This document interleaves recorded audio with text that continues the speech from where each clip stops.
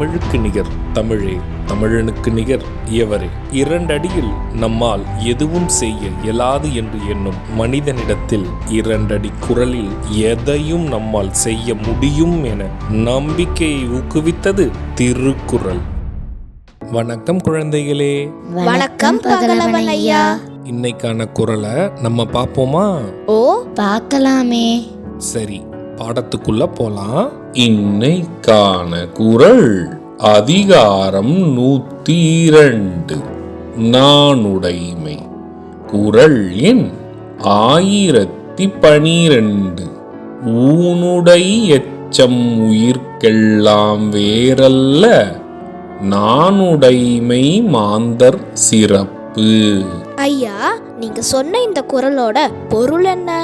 இதற்கான பொருள், உணவும் உடையும் இன்னும் மற்ற தன்மைகளும் எல்லா உயிர்களுக்கும் பொதுவானவை, ஒரே மாதிரியானவை. ஆனால் நாணம் ஒன்றுதான் மக்களை மற்றவரிடமிருந்து தனியே பிரித்து காட்டுகின்ற சிறப்பு ஆகும்.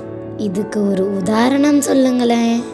இதற்கான உதாரணம், உணவு உடை என்பது எல்லா மனிதர்களுக்கும் அது பொதுவானவை.